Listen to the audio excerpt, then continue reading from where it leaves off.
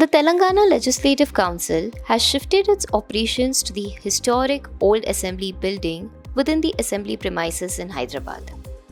Chief Minister A. Revant Reddy inaugurated the restored structure on March 8th. The building, which is more than 120 years old, has been renovated with modern facilities while preserving its heritage features. Revant Reddy said the refurbished structure reflects Telangana's pride and cultural legacy. Since the formation of Telangana in 2014, the Legislative Council has been functioning from a building in the public gardens near the Legislative Complex.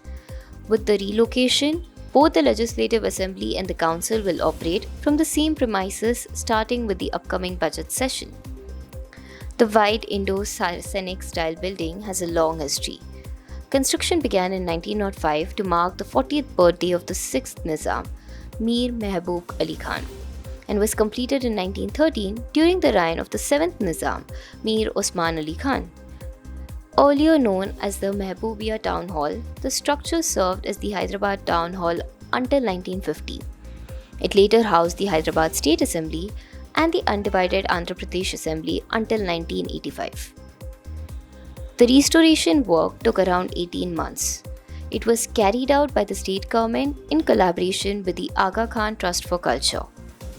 The complex now includes chambers for the Chief Minister, the Council Chairman and Vice Chairman, offices for Secretariat staff, and a media hall.